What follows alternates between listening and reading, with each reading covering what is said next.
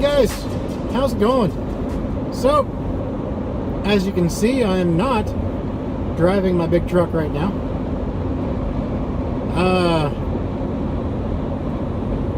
It is not in the shop right now, despite the check engine light.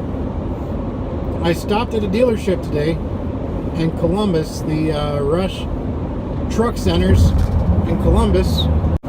So as I stopped by there in Columbus, really nice dealership, the new one. It's a whole new facility. Huge. It's huge. Stopped in there, I just wanted to get the check engine light looked at, just to tell me what the code was. If it wasn't anything serious, they didn't have to work on it right away. I just wanted to know what the code was. Went in there, and they're like, nope, can't even do that right now. We're too busy. Like, you can't hook a computer up to my truck for 5 minutes and tell me what's going on. I'll pay you the $170 or whatever. I just need to find out what's going on. And they're like, no, we don't have time to do that right now. They said it'll be next week. Like, what? Like next week? To hook a computer up to my truck to tell me why I have a check engine light? Like, that's absolutely absurd. So, and that's just to see what the check engine light is for. That's not even to dig in deeper, to diagnose it thoroughly. I can't keep it off the road that long. So I am I'm actually heading to a dealership right now to look at a truck, and we'll see how that goes. I might just have to work something out with quality to send it back, or to bring it back to them with the check engine light on, because they have a shop at quality. When I went there and got this truck, one of the trucks I looked at, the check engine light came on during the test drive, and we brought it back there, and they brought it into the shop and they checked the check engine light, and bada bing bada boom, it was fixed within an hour. So they have the ability to do that on site. So and it's a walk-away lease, so I don't really see why it'd be a problem. But I don't like the idea of taking it back there with the check engine light on, just because that's me. But I also can't let it sit around for a week just to have a check engine light checked. I know I could probably run it as it is, because it was running, like I said, flawlessly. Nothing different at all. The oil level was good, the oil pressure was good, the coolant level was good. Nothing that I could tell had tripped any sensors. So I don't really know. But I was looking at a truck online last night, a Freightliner Cascadia. Ooh, Cascadia, icky, right? No. I actually like the Cascadias. For the most part, they're a pretty reliable truck with the Detroit. I know there are people that have had issues saying they're absolutely bulletproof. But it's a 2015 Cascadia, 460,000 miles, and it's about 2.5 hours from my house. So I'm gonna I'm heading up there now to look at it. Talked to the sales guy on the phone this morning, and they do a dyno with it, because just to get they haven't done the dyno yet, but they wait until somebody wants the truck, and in order for the warranty to be good, in order for the warranty service that they utilize to cover that truck, which is a 2-year, 250,000 mile warranty, in order for that, to be able to be implemented when I buy the truck, the service that warranty is through requires compression checks and all kinds of checks, like dynos and whatnot, to make sure that the truck is a reliable truck before they warranty it. So so that would be done anyway. As far as the Cascadia goes, in my opinion, it's a really good looking truck. It's dark gray with the full chrome appearance package. You know, the chrome bumper, you know, chrome mirror housings, you know, the polished aluminum wheels, DD15, 10-speed standard, full gauge package, which I definitely want. It's basically an owner-op spec. It's got the nicer interior. It's you know, the refrigerator. The gauges have the chrome bezels instead of just that matte black bezel. So I'm looking forward to seeing it. You know, it's you know, I'm not looking for perfection, cosmetically speaking, but I do want to have a mechanically sound truck. And you know, we talked a little bit of, you know, payments and money and stuff like that on the phone. And you know, I mean, without actually running anything, they can't give me, you know, they can just give me a ballpark. But I told him what my credit is and everything, and you know, he said that the payments really should not be much more than $1,300 or $1,400 a month. And you know, like I said, I'll have the 2-year, 250,000 mile warranty, and I'm also going to probably do the 2-year PM plan. I mean, I'll see what it's all about, but that also includes 8 new Virgin drives if I do that, you know, which, so we'll see what that's all about exactly. And yeah, I mean, I'm looking forward to looking at it here. So yeah, the only thing it doesn't have that I do want is an APU. You know, the only reason why I wish it had an APU, even more so than wanting to use it myself and save money when I'm, you know, when I'm parked and, you know, wanting to be comfortable inside, I'd feel more assured, I'd feel better knowing, what's this guy doing?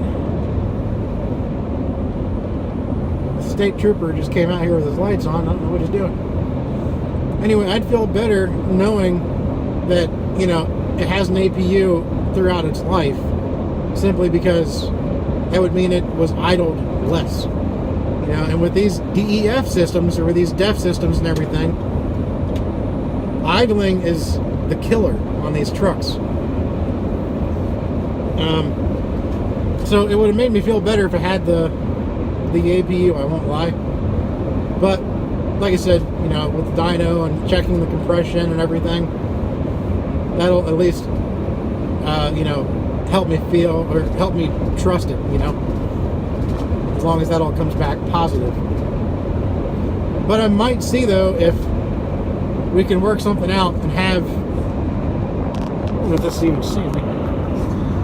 I want to see, though, if we can work a deal out where we can get a used APU thrown onto it as part of the deal, you know, to be financed in there.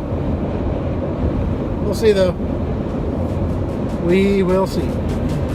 So anyways, guys, I might show you the truck here when we get up there. We'll see. But well, maybe not. See you guys in a bit.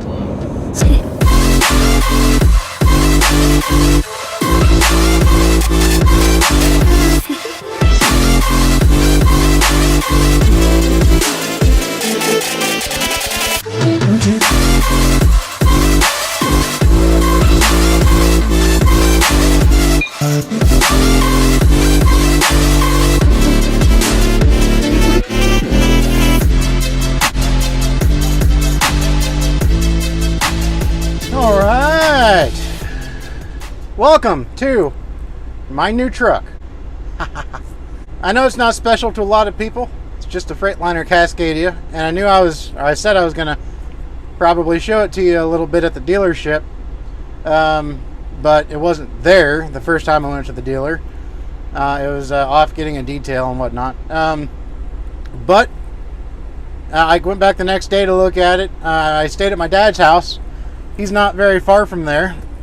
So I just went ahead and stayed at my dad's for the night. Came back the next day. looked at her, and it's a nice truck, man. 2015 Freightliner Cascadia. 460,000 miles. Detroit DD15, 10-speed. Front air ride, so this thing rides amazing, even without a load behind it. And it's just about owner op spec. It's got most of the gauges. It's got the factory refrigerator built in, which has a little issue with the power cord. I have to get that sorted out. It was working at the dealership, of course, but I might call them tomorrow. It's, from what I've been reading, it's an easy fix, so I'm not really worried about it. It's a nice truck. I like it. Still has a factory remaining warranty until April, so about 8 months or so left of a warranty. And then it's also got a 2-year, 250,000 mile warranty that will immediately take place after that warranty is completed. But if something happens to this truck before then that the factory warranty doesn't cover, that will step in and cover what the factory warranty won't. So they're kind of overlapping each other. And then if that were to happen, that's when the effective start date for that warranty would kick in. So yes, it does have a warranty. The fuel mileage on this truck is phenomenal. Speaking of which, I have to go get some fuel.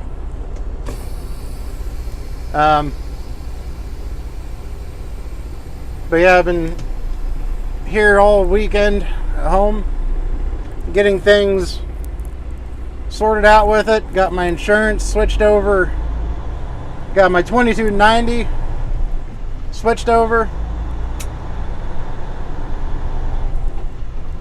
Oh, it just shifts so beautifully. But I got my 2290 switched over. And I only had to pay $45 for that.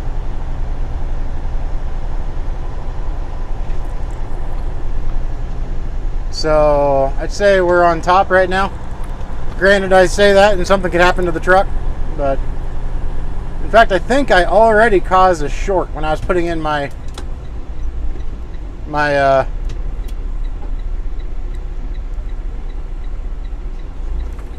inverter.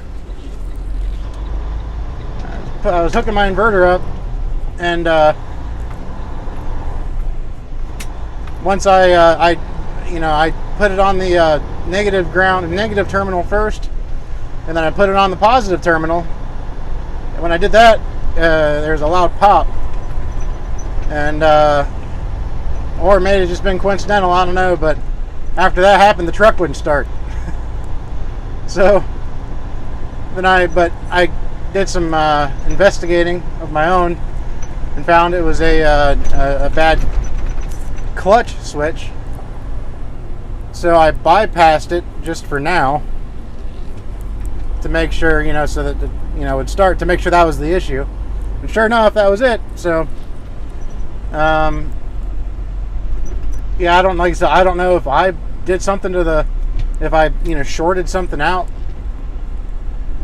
or not, but yeah. God, I'm still not used to the 10-speed. It's funny. I'm used to the 12 or the 13-speed. But I will say, though, the fuel mileage on this truck is amazing. I know I don't have a load behind it, but even without a load behind it, you can still get... my water spilled. You can still get a feel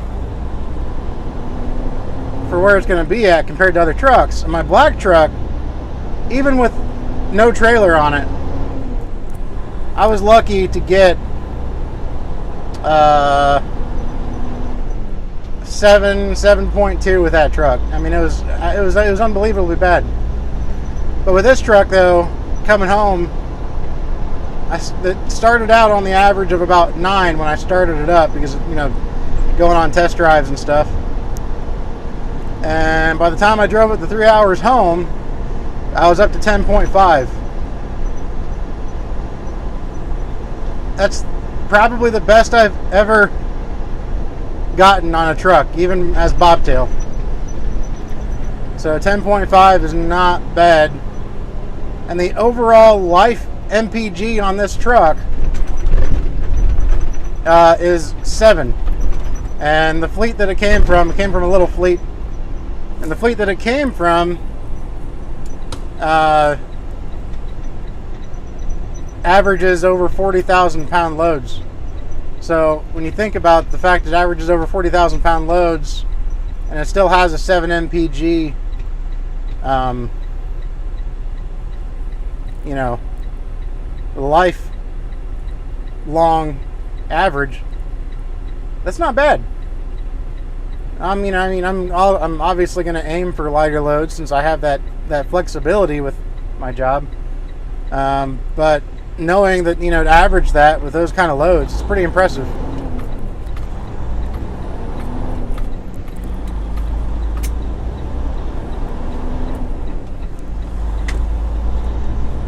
So yeah,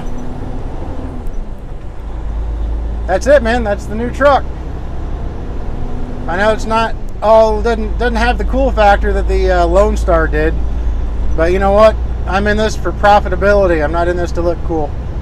And the amazing thing was when I took that truck back, which by the way, the check engine light went off on that truck. It was no longer. It had to have just gotten some moisture somewhere that it didn't. That it shouldn't have during that truck wash. And then it probably dried out after it sat at my house for a day and a half. But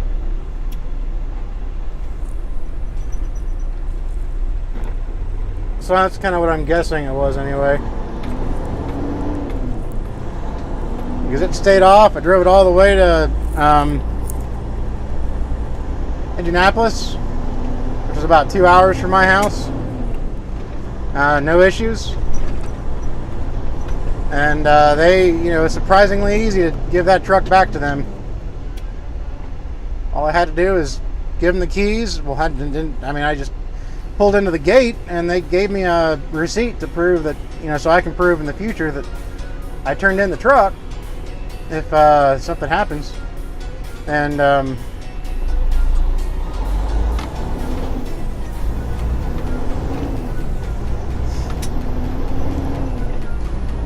then I backed it into a spot and walked away, and my wife picked me up. Simple as that. Easy peasy.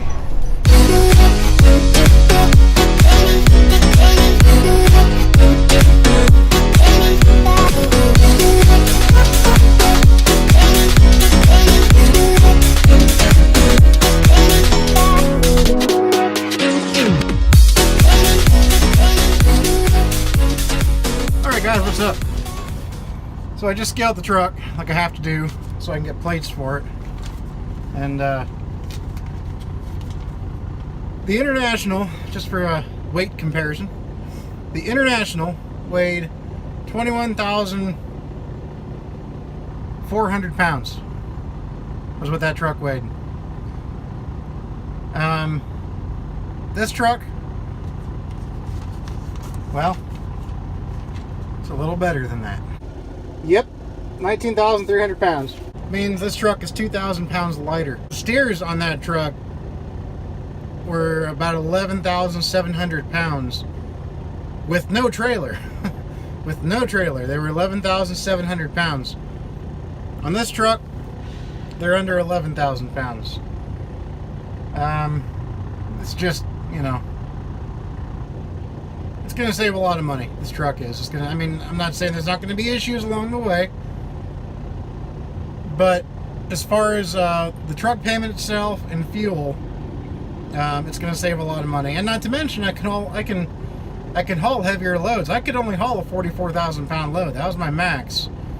And when I did that with that black truck with the International, I was lucky to get 5 miles per gallon, if that. This truck, I can easily haul a 45,000 pound load. And that's good, because around where I'm from, out of Columbus, they have beer loads that go out of there every day.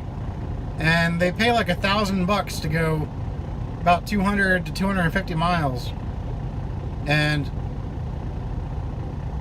you have to be able to scale 45,000 pounds. And, you know, when you scale in, your truck has to be 35,000 pounds or less empty. I couldn't do that with that black truck. It was too heavy. I couldn't even get in there to get loaded because my truck was too heavy empty. So this truck is going to be much more beneficial. It opens up a lot more, possibility for loads.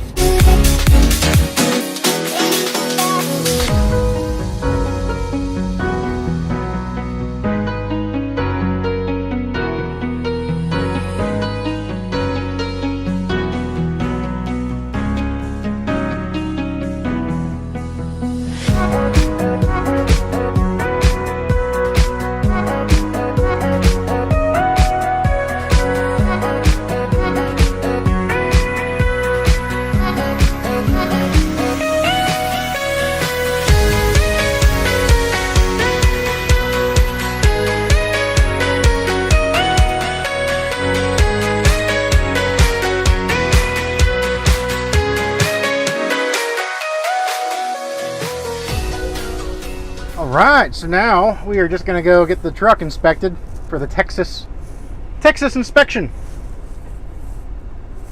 Tomorrow, hopefully tomorrow now, apparently they're not going to be able to send a title for the receipt, or a receipt for the title, until tomorrow morning. So tomorrow morning they will get the plates, but right now I'm going to go get inspected. So it's got the Texas inspection done, and then I'm gonna run up to Celestra, which is the decal place.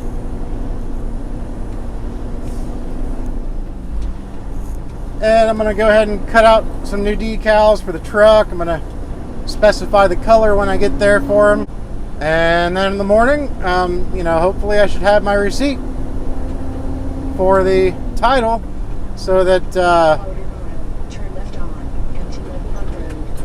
So the PDP can go get the plates. And then we will be good to go. So let's do this. Alright, so I'm here at the decal place. I'm waiting for them to cut out the decals, and then we're going to bring it in and put them on. But this is where I'm going to go ahead and end the vlog. It's been an extra long vlog, this one has. Yeah, I passed my inspection with flying colors, so truck's ready to go. I do have to, we are still working on getting the title. Texas is, like, I guess, super picky when it comes to registering, and since I am leased to the company here in Texas, it has to be registered in Texas, in Texas. They need, like, there's certain things other states will accept as a memorandum title that Texas just won't. So we're kind of finding that we have to jump through some hoops to get that all taken care of as soon as possible. If not, I could be down here for a good 3 or 4 days just doing nothing, admiring my new truck, which I'd rather admire my new truck under a load. So it's kind of a bummer, but it's a setback, but what can you do, right? So we'll go ahead and, like I said, we'll end the vlog here, and I'll probably start another one tomorrow. You'll get to see what the truck looks like with the decals on. I think you'll like the color. The color of the decals on the color of the truck, I think, is the perfect match. And then I'm going to do the same color and decals for my own personal LLC logo. So yeah, stay tuned, guys. We will talk to you guys all later. Take care, be safe. Hope you guys are all making some money out there, whether you're a company driver or an owner operator. We'll see ya.